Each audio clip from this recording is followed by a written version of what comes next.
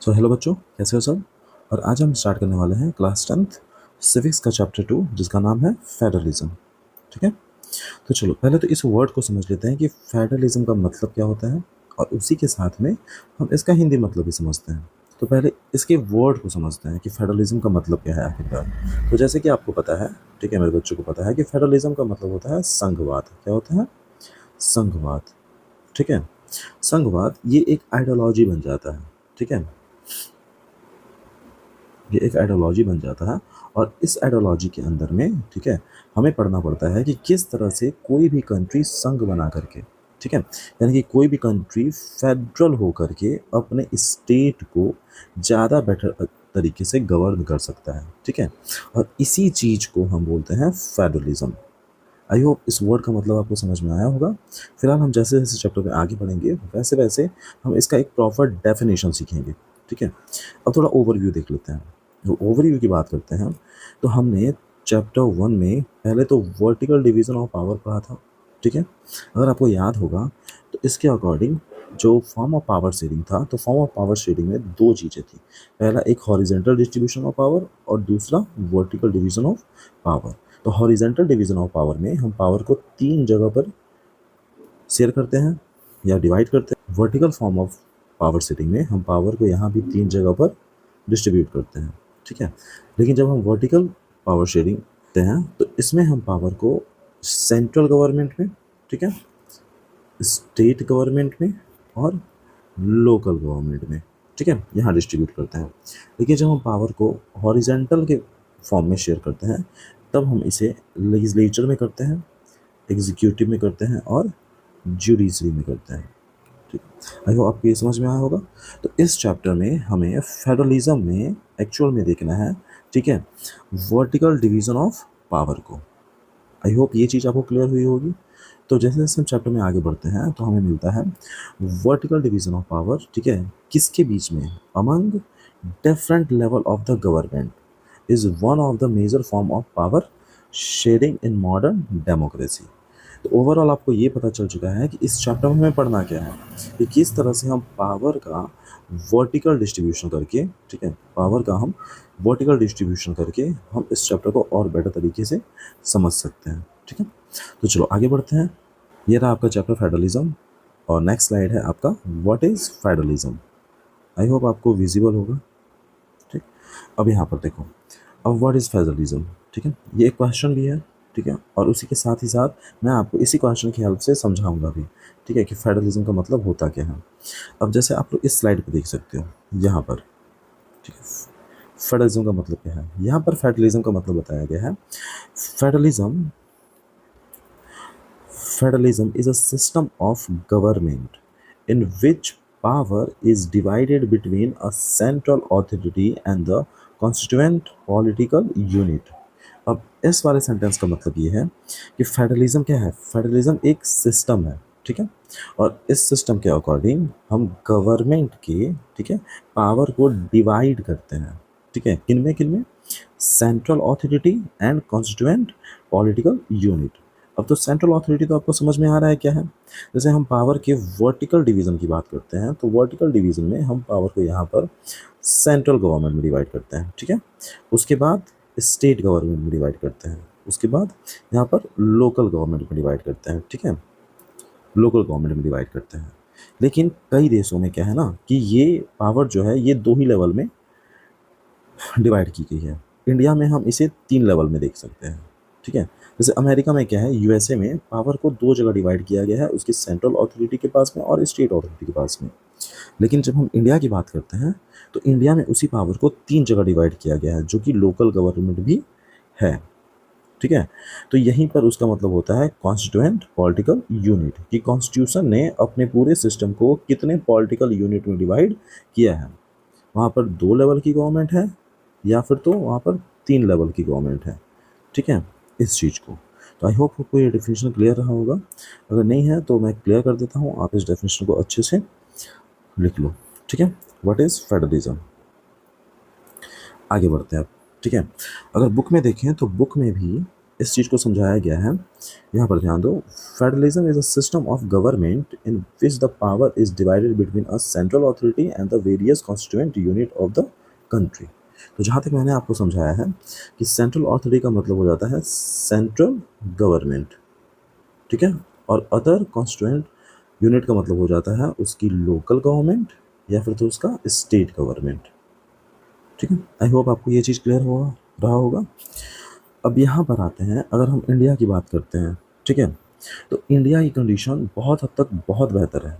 लेकिन जो हमने पिछले चैप्टर में देखा था, जिसमें हमने बेल्जियम को देखा था, ठीक है, और श्रीलंका को देखा था, एक मिनट, जिसमें हमने बेल्जियम को देखा था और श्रीलंका को देखा था। बेल्जियम की कंडीशन ये थी, बेल्जियम की इतनी कॉम्पोजिशन जो थी, ठीक है, वहाँ पर थी 59% डचेस वाली थी, ठीक है, और 40% फ्रेंच वाली थी। आई होप यहाँ क्लियर होंगे आप। 59% डच वाली और 40% फ्रेंच वाली थी, और 1% जो थे वो जर्मन्स थे। अब बेल्जियम ने क्या किया, अपने इसी इथनिक कॉम्पोजिशन को, ठीक है, एकोमोडेट करने के लिए अपने कॉन्स्टिट्यूशन में 1993 में, ठीक है, कुछ चेंजेस अनाउंस किए, और उस चेंजेस को, ठीक है, उस चेंज को उसने क्या किया कि, एक मिनट रुक जाओ, हाँ, तो गवर्नमेंट ने 1993 में, ठीक है, कुछ चेंजेस किए, और उस चेंजेस के अकॉर्डिंग उसने अपने कॉन्स्टिट्यूशन को 4 बार चेंज किया, ठीक है। उसने अपने कॉन्स्टिट्यूशन को 4 बार चेंज किया, और 4 बार चेंज करने के बाद उसने अपने कॉन्स्टिट्यूशन के अंदर कुछ ऐसे प्रोविंसेस जोड़े, कुछ ऐसे रूल्स बनाए उसने, जिससे दोनों कम्युनिटीज़ उसी कंट्री में आसानी से रह सकती थी बिना किसी प्रॉब्लम के। लेकिन वही कंडीशन जब हम श्रीलंका की देखते हैं, तो श्रीलंका में हमें देखने के लिए मिलता है एक सिविल वॉर, एक सिविल वॉर देखने के लिए मिलता है, ठीक है, जिसने पूरे के पूरे कंट्री के इकोनॉमिकल और पॉलिटिकल कंडीशंस को हिला करके रख दिया था, ठीक। अब आगे बढ़ते हैं। आई होप यहाँ तक आपको समझ में आया होगा, ठीक। आगे बढ़ते हैं, तो नीचे में हमें एक मैप दिया गया है। इस मैप के अकॉर्डिंग अगर आप समझना चाहें तो ऑल ओवर वर्ल्ड में, ठीक है, अकॉर्डिंग टू 2002, ठीक है, 2002 के अकॉर्डिंग पूरे वर्ल्ड में कौन कौन से कंट्री फेडरल स्टेट थे और कौन कौन से कंट्री फेडरल स्टेट्स नहीं थे। तो बात करते हैं, तो यहाँ आप देख सकते हो इंडिया फेडरल स्टेट था, पाकिस्तान था, ऑस्ट्रेलिया था, ठीक है, रसिया भी था उस समय तक, ब्राज़ील भी था उस समय तक, अर्जेंटीना भी था, ठीक है, साउथ अफ्रीका भी है, कनाडा भी, यूएसए भी, साथ में साथ मैक्सिको भी। क्लियर है ये चीज़। यहाँ पर देख सकते हैं ऑस्ट्रिया भी देख सकते हैं, ठीक है, ये वाला पार्ट बेल्जियम का है, ठीक है, ये स्पेन का है, और ये वाला छोटा सा स्विट्ज़रलैंड का है। यानी कि इस पूरे मैप में मोस्ट ऑफ द कंट्री जो हैं, जो बड़े बड़े इकोनॉमी हैं, ठीक है, वो क्या है, एक फेडरल स्टेट हैं। इसका मतलब है उन फेडरल स्टेट में 2 या 2 से ज़्यादा, ठीक है, 2 या 2 से ज़्यादा लेवल्स की गवर्नमेंट्स काम करती होंगी। इसका मतलब यही है। चलो, आई होप आपको ये वाला सिनेरियो समझ में आया होगा। अगर कुछ नहीं आया है, ठीक है, तो प्लीज़ कमेंट करिएगा ताकि मैं उस चीज़ को और बेहतर तरीके से समझा सकूं। आगे बढ़ते हैं। अब जो हमारा नेक्स्ट टॉपिक है वो है फीचर्स, ठीक। लेकिन यहाँ पर कुछ चीज़ें दी गई हैं, पहले इन चीज़ों को पढ़ लिया जाए। अब यहाँ पर देखो फेडरेशंस, ठीक है, यहाँ पर देखो यूनिटरी गवर्नमेंट दिख रहा है आपको, unitary government. Under the unitary system either there is only one level of government or the sub unit are subordinates to the central government। अब इसका मतलब ये है कि अगर हम फेडरेशन की बात करें ना, तो फेडरेशन टोटल 3 तरह का होता है। यहाँ पर ध्यान दो, ये फेडरेशन टोटल 3 तरह का होता है। जैसे में पहला होता है यूनिटरी, पहला होता है यूनिटरी, ठीक है। दूसरा जो होता है वो फेडरल, और तीसरा होता है कन्फेडरेटेड, ठीक है, सिस्टम। अब पहला क्या है, यूनिटरी गवर्नमेंट, यानी कि वैसी गवर्नमेंट को बोला जा रहा है जहाँ पर सिर्फ एक लेवल की गवर्नमेंट होगी, एक लेवल की गवर्नमेंट होगी, और वो एक लेवल की गवर्नमेंट पूरे के पूरे कंट्री को अपने अकॉर्डिंग कंट्रोल कर रही होगी। आई होप क्लियर है। जिसमें से आता है चाइना और यूके। जो दूसरा टाइप का फेडरल गवर्नमेंट है, जो दूसरा टाइप का है गवर्नमेंट, वो है फेडरल गवर्नमेंट। और इस फेडरल गवर्नमेंट में क्या होता है, पावर को 2 या 2 से ज़्यादा लेवल्स में डिस्ट्रीब्यूट करना पड़ता है। उस कंट्री को अपने पावर को 2 या 2 से ज़्यादा लेवल्स की गवर्नमेंट में डिस्ट्रीब्यूट करना पड़ता है, और वो मिल करके क्या करते हैं, उस कंट्री को अच्छे से गवर्न करते हैं। तो उसमें से क्या आता है, एग्जाम्पल के तौर पे यूएस, ऑस्ट्रेलिया, ठीक है, federal Republic of Germany. Clear है। अगर फीचर्स की बात करते हैं तो division of power, separated government, ठीक है, और रिटर्न कॉन्स्टिट्यूशन आएगा। बट जो तीसरा टाइप है गवर्नमेंट का है वो है कन्फेडरेटेड सिस्टम, ठीक है, कन्फेडरेटेड सिस्टम। अब इसके अकॉर्डिंग क्या होता है ना कि इसके अकॉर्डिंग ये तय करता है स्टेट गवर्नमेंट, ठीक है, और साथ ही साथ उसका रीजनल गवर्नमेंट, ठीक, कि वो फॉलो करेंगे एक सेंट्रल गवर्नमेंट को जो कि उस जगह पर सबसे ज़्यादा पावरफुल होगी। एक मिनट, वो फॉलो करेंगे किसको, एक पावरफुल सेंट्रल गवर्नमेंट को, ठीक है, और ये डिसाइड कौन करेगा, कौन फॉलो करेगा, वो सेंट्रल गवर्नमेंट्स रूल बनाएगी उसके अकॉर्डिंग, ठीक है। यहाँ पर देखो, nations can choose to follow or not follow the lead of the weak central government, ठीक है। अब ये देश तय करेगा, ठीक है, कि वो सेंट्रल गवर्नमेंट के बनाए गए सारे लॉज को फॉलो करेगा या नहीं करेगा। इसका मतलब है सेंट्रल गवर्नमेंट के लॉज इजीली बदले जा सकते हैं, तो इसका मतलब हो जाता है कि वो फ्लेक्सिबल है, कॉन्स्टिट्यूशन भी फ्लेक्सिबल होगा और रूल एंड लॉज भी बनाए जाएंगे। एग्जाम्पल के तौर पे सोवियत यूनियन, इसका मतलब है रसिया, स्विट्जरलैंड, ठीक है। चलो, अब ये हुआ टाइप ऑफ गवर्नमेंट्स। तो इन टाइप ऑफ गवर्नमेंट्स में पहला है यूनिटरी, जिसका मतलब होता है एक लेवल की गवर्नमेंट होगी। दूसरा है फेडरल, दो या दो से ज़्यादा लेवल की गवर्नमेंट होगी। और तीसरा है कन्फेडरेशन, जिसमें दो या दो से ज़्यादा लेवल की गवर्नमेंट होगी, लेकिन वो डिसाइड करेंगे कि किसका ऑर्डर उनको फॉलो करना है, ठीक है। उन्हें एक स्ट्रॉन्ग सेंट्रल के अंदर रहना है या फिर तो इंडिपेंडेंट अपना कोई रूल बनाना है। चलो, तो ओवरऑल आपको ये चीज़ें समझ में आ गई होंगी। अब आगे बढ़ते हैं, अब लास्ट में आते हैं हम इस टॉपिक के, ठीक है। लेट अस लुक सम की फीचर्स ऑफ द फेडरलिज्म। तो यहाँ पर हम फेडरलिज्म के टोटल 1 2 3 4 5 6 और 1 7, ठीक है, 7 फीचर्स को समझेंगे, यानी कि 7 विशेषताओं को समझेंगे कि आखिरकार फेडरलिज्म में ऐसी क्या बात है जिसकी वजह से ये इतना फेमस और इतने अच्छे तरीके से वर्क करता है। तो ओवरऑल अगर देखते हैं तो इस वाली इमेज को देखिए आप, ठीक है, इस वाली इमेज पर ध्यान दीजिए आप। इस वाले फीचर्स को देखते हैं तो यहाँ पर एक ये फीचर उसका, दूसरा फीचर, तीसरा फीचर, ये चौथा फीचर और ये पांचवा फीचर, ठीक है।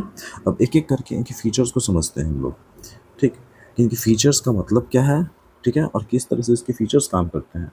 तो जो पहला फीचर है एक फेडरल गवर्नमेंट का, वो होता है डुअल पॉलिटी, ठीक है। इसका मतलब ये है दो, ठीक है, दो या दो से ज़्यादा टीयर की गवर्नमेंट, ठीक ना, जो बटा होगा यूनियन में, यानी कि सेंट्रल गवर्नमेंट में और स्टेट गवर्नमेंट में।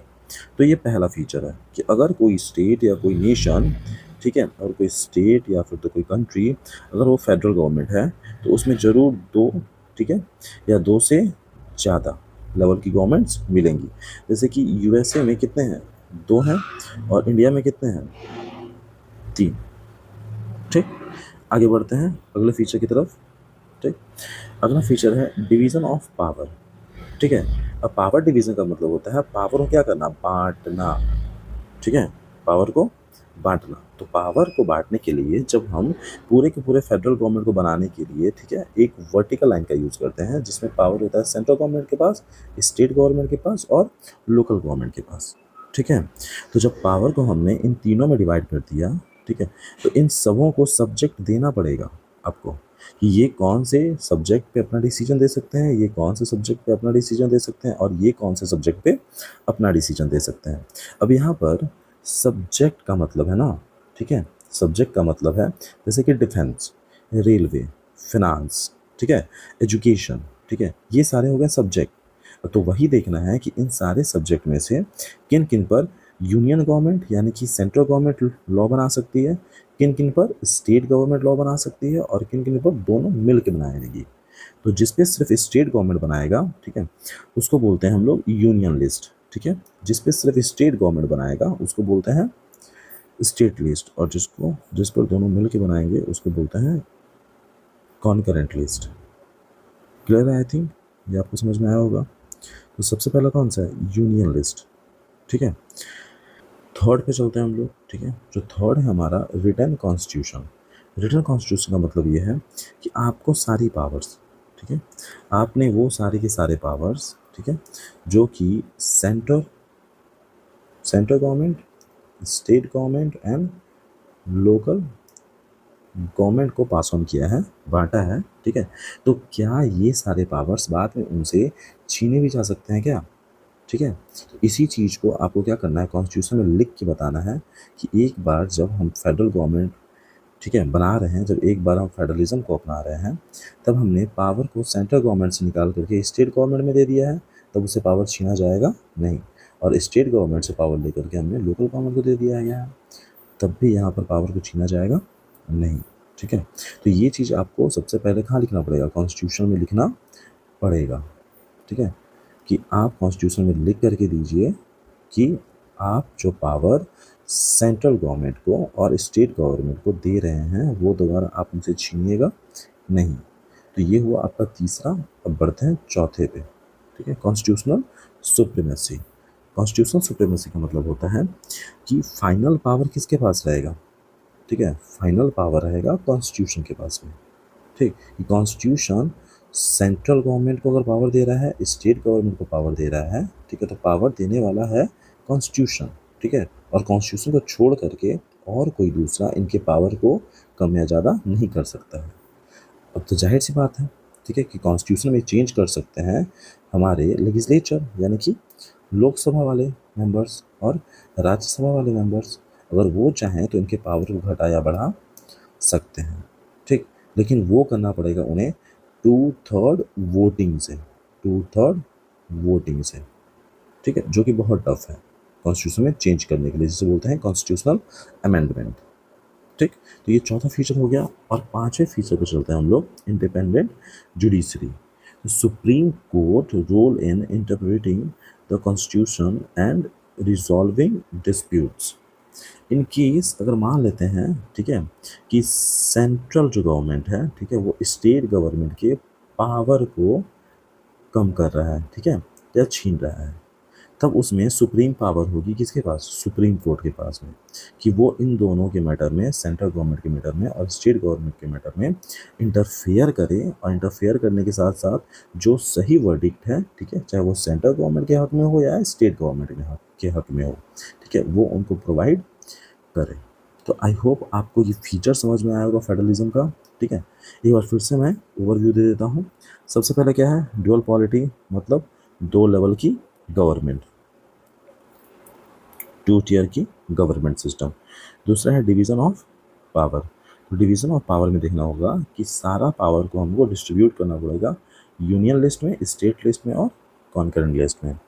तीसरा है रिटन कॉन्स्टिट्यूशन। अब रिटन कॉन्स्टिट्यूशन का मतलब है कि वो इम्फेसाइज का मतलब होता है जोड़ देना, ठीक है। क्या मतलब होता है,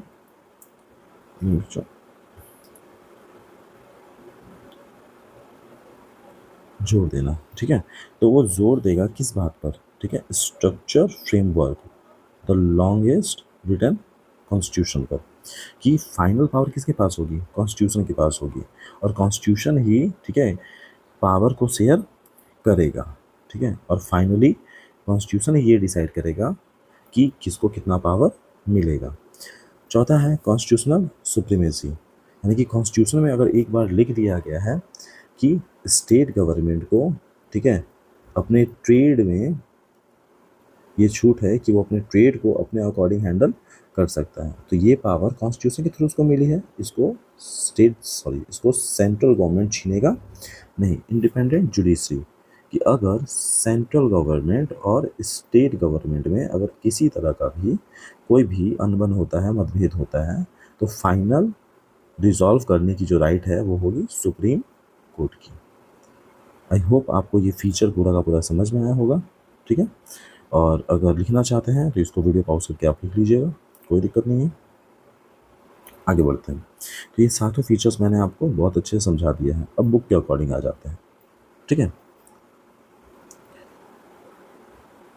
हाँ, तो चलो बच्चों एक काम करते हैं, ठीक है, अब बुक के अकॉर्डिंग समझ लेते हैं कि बुक में क्या दिया हुआ है, ताकि जब आप इन बुक्स को पढ़ो, ठीक है, एनसीईआरटी बुक्स को पढ़ो, तो आपके बुक की भी लाइन अच्छे से आपको समझ में आए। तो ओवरऑल आपको ये पता है कि उसके फीचर्स क्या हैं। अब बुक के अकॉर्डिंग बुक में क्या दिया है ये देख लिया जाए। तो जो सबसे पहला चीज़ दिया गया है, जो मैंने आपको बताया था, ठीक है, यहाँ पर देखो, 2 और मोर लेवल ऑफ गवर्नमेंट, ठीक है, लेवल बोलो या टियर बोलो, बात एक ही है, जो कि पहला फीचर था। दूसरा है डिफरेंट टियर ऑफ गवर्नमेंट ठीक है, govern the same citizen but each tier has its own jurisdiction in specific matter of legislation, taxation and administration. अब इसका मतलब वही है कि यहाँ पर दो लेवल्स की गवर्नमेंट होगी, ठीक है, दो या दो से ज़्यादा लेवल की गवर्नमेंट होगी, जिसमें एक होगा सेंट्रल गवर्नमेंट और दूसरा होगा स्टेट गवर्नमेंट, ठीक है। अब ये सेंट्रल गवर्नमेंट और स्टेट गवर्नमेंट, ठीक है, इन दोनों में रहने वाले वो सिटीजन तो उस कंट्री के ही होंगे, ठीक है। तो सेंट्रल गवर्नमेंट भी, ठीक है, सेम सिटीजन पर रूल करेगा और स्टेट गवर्नमेंट भी सेम सिटीजन पर रूल करेगा, पर इनके ज्यूरिडिक्शन अलग होंगे और इनके ज्यूरिडिक्शन अलग होंगे। अगर हम सेंट्रल की बात करते हैं तो इनका जो अधिकार क्षेत्र है, ठीक है, ज्यूरिडिक्शन को हिंदी में बोलते हैं अधिकार क्षेत्र, ठीक है, अधिकार क्षेत्र। अब इनका जो अधिकार क्षेत्र है वो जो है, ठीक है, वो पूरे कंट्री में रहेगा, लेकिन स्टेट का जो अधिकार क्षेत्र है, जो ज्यूरिडिक्शन है, वो सिर्फ उस स्टेट में रहेगा। जैसे कि उत्तर प्रदेश, ठीक है, ज्यूरिडिक्शन सिर्फ उत्तर प्रदेश के एरिया में होगा, ठीक है, वो बिहार वाले पार्ट में इंटर नहीं करेगा, और बिहार वाला ज्यूरिडिक्शन वो यूपी में इंटर नहीं करेगा। लेकिन जो कंट्री का ज्यूरिडिक्शन है, ठीक है, वो उसकी टोटल 28 स्टेट पे इक्वली अप्लाई होगा। ये है दूसरे वाले का मतलब। अब तीसरा देखते हैं, ठीक है, the jurisdiction of the respective level और tier of the government are specific in the constitution. अब यहाँ पर वही बात बताई गई है कि जो भी गवर्नमेंट, ठीक है, अपने पावर को अपने डिफरेंट लेवल्स में या टियर्स में डिवाइड करेगा, उनको वो पावर फाइनली कॉन्स्टिट्यूशन से मिलेगी। क्लियर है? और कॉन्स्टिट्यूशन के पास ही फाइनल पावर होगी उसके स्टेट या सेंट्रल गवर्नमेंट के पावर को कम या ज़्यादा करने की। थर्ड खत्म हो चुका है, चौथा देखते हैं। The fundamental provision of the constitution can not be unilaterally changed by one level of government. अब इसका मतलब ये है कि अगर, ठीक है, सेंट्रल गवर्नमेंट, पावर किसके पास है? पावर है सेंट्रल गवर्नमेंट के पास में। अगर सेंट्रल गवर्नमेंट ये चाहेगी, ठीक है, कि वो स्टेट के पावर को कम करें, तब ये सेंट्रल गवर्नमेंट अकेले नहीं करेगी, ठीक है, इसमें उसको लोकसभा राज्यसभा तो चाहिए ही चाहिए, साथ ही साथ उसको स्टेट की भी परमिशन चाहिए कि हम आपके पावर को कम ज़्यादा कर रहे हैं। पांचवा देखते हैं, फाइनल पावर किसके पास रहेगा? कोर्ट के पास रहेगा, ठीक है, कि कोर्ट डिसाइड करेगा कि सेंट्रल गवर्नमेंट स्टेट गवर्नमेंट के पावर को बिना कॉन्स्टिट्यूशन को चेंज किए छीन रहा है या नहीं छीन रहा है, ठीक है। हाँ, तो चलो बच्चों, ये सिक्स्थ वाला समझ लिया जाए, ठीक है। तो सिक्स में क्या है ना कि सिक्स में यहाँ आ जाता है सोर्स ऑफ रेवेन्यू, ठीक है। सोर्स ऑफ रेवेन्यू का मतलब ये होता है कि जब आपने पावर को उसकी सेंट्रल अथॉरिटी में और स्टेट अथॉरिटी में, ठीक है, डिवाइड किया है, तो आपको इनको कुछ रेवेन्यू का सोर्सेज भी देना पड़ेगा, ठीक है, ताकि स्टेट जो है वो इंडिपेंडेंट होकर के काम कर सके। इनकेस ऐसे मानो कि इस स्टेट को ना कोई फ्लाईओवर बनाना है, ठीक है, एक फ्लाईओवर बनाना है उनको। अब इस फ्लाईओवर का बजट उन्होंने फिक्स किया है 16 करोड़ रुपीज़, ठीक। अब वो जाते हैं सेंट्रल गवर्नमेंट के पास इस पैसे को मांगने के लिए। अब सेंट्रल गवर्नमेंट बोलता है कि हमारे पास इतने पैसे नहीं हैं, अब क्या करिए, आप 500 करोड़ में उस पुल को बना दीजिए, वो फ्लाईओवर को बनवा दीजिए। इसका मतलब क्या है? इसका मतलब है कि स्टेट गवर्नमेंट को सेंट्रल गवर्नमेंट के अकॉर्डिंग काम करना पड़ेगा। तब इस सिनेरियो में, ठीक है, हम कैसे बोल सकते हैं कि स्टेट गवर्नमेंट इंडिपेंडेंटली है, वो काम कर रहा है, ठीक है। इसका सीधा मतलब है कि सेंट्रल गवर्नमेंट स्टेट गवर्नमेंट को कंट्रोल करेगा और स्टेट गवर्नमेंट सेंट्रल गवर्नमेंट के अंडर में काम करेगा, तब ये फेडरल गवर्नमेंट नहीं बन सकता है। तो अगर आपको इसे फेडरल गवर्नमेंट बनाना है तो आपको इन्हें क्या देना पड़ेगा? सोर्स ऑफ रेवेन्यू देना पड़ेगा of each level of government, ठीक है। लास्ट है आपका सेवन्थ, और सेवन्थ में दिया गया है कि फेडरल सिस्टम दस ड्यूल ऑब्जेक्टिव्स, ठीक है, फेडरल सिस्टम के दो ऑब्जेक्टिव होंगे। पहला है एक सेफगार्ड और दूसरा है promote unity of the country. अब इसका मतलब ये है कि अगर आप कोई भी फेडरल सिस्टम क्रिएट करते हो, फेडरल स्टेट बनाते हो, ठीक है, तो आपको अपने फेडरल स्ट्रक्चर को सेफगार्ड भी करना होगा, ठीक है, ये ताकि वो अलग अलग स्टेट्स में डिवाइड हो करके, ठीक है, इक्वली पावर को एंजॉय कर सके। और साथ ही साथ आप उसको स्टेट में डिवाइड करके, ठीक है, उसके यूनिटी को आप तोड़ नहीं सकते हो, आपको उसके यूनिटी को भी मेंटेन रखना पड़ेगा, मतलब बांट कर भी उनको एक रखना पड़ेगा, तब जा कर के आप एक अच्छा फेडरल सिस्टम क्रिएट कर सकते हो। ठीक है। नहीं तो ऐसे समझो, मान लो कि इंडिया ने फेडरल स्टेट्स बना दिए, ठीक है, अलग अलग स्टेट्स को क्रिएट कर दिया। अब क्या हुआ कि इनमें से एक स्टेट ने बोला कि हमारी लैंग्वेज अलग है, हमारा कल्चर अलग है, हमको इंडिया से अलग होकर के एक दूसरा स्टेट बनाना है, दूसरी कंट्री हमें फॉर्म करनी है, ठीक है। तब क्या होगा, इसका मतलब है कि धीरे धीरे करके हर एक स्टेट इंडिया से बाहर निकलते चले जाएंगे और फाइनली जा करके इंडिया का जो लैंड है वो कम हो जाएगा, तब वो एक फेडरल स्टेट नहीं रहेगा। तब यहाँ पर यही समझाने की कोशिश की गई है ये 7th पॉइंट में कि अगर आप एक बेटर फेडरल सिस्टम क्रिएट करते हो तो आपको कंट्री के यूनिटी को भी बना के रखना पड़ेगा, अदरवाइज आपका फेडरेशन टूट जाएगा। तो चलो, अब इतना तो उम्मीद कर सकते हैं, आपसे एक्सपेक्ट कर सकते हैं कि ये सातों फीचर्स आपको समझ में आ चुके होंगे। अब चैप्टर में आगे बढ़ते हैं, ठीक है। अब इस पावर शेयरिंग के कॉन्सेप्ट को, तो यहाँ पर पावर शेयर किया जाता है, ठीक है। तो उससे पहले हम ये समझ लेते हैं कि जब हम, ठीक है, किसी भी स्टेट या कंट्री को फॉर्म करते हैं ना, तो किसी भी फेडरेशन को बनाने के दो तरीके होते हैं, ठीक है। किसी फेडरेशन को बनाने के दो तरीके होते हैं। जैसे पहला है कमिंग टुगेदर फेडरेशन और दूसरा है आपका होल्डिंग टुगेदर फेडरेशन, ठीक। अब समझो इस चीज़ को, ठीक। अब यहाँ पर ये है कि जो पहला है कमिंग टुगेदर फेडरेशन, उसमें दिया गया है the first route involves independent state coming together on their own to form a bigger unit.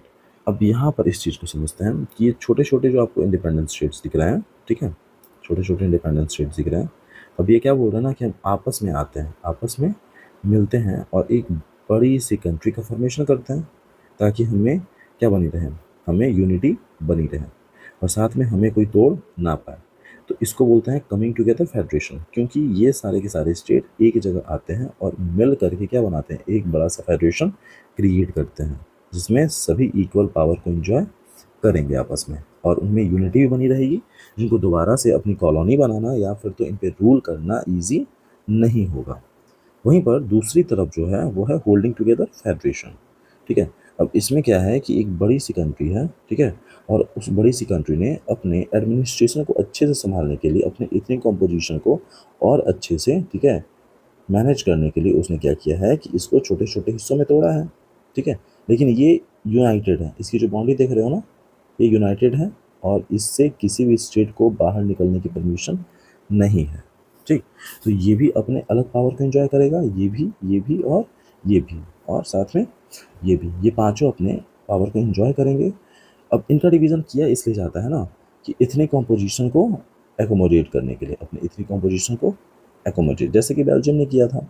Belgium ने क्या किया था कि अपने पूरे के पूरे कंट्री को, ठीक है, अपने पूरे के पूरे कंट्री को उसने दो पार्ट में स्प्लिट कर दिया था, ठीक है। एक हो गया था कौन सा रीजन, फ्लेमिश रीजन, और दूसरा हो गया था वलोनिया रीजन।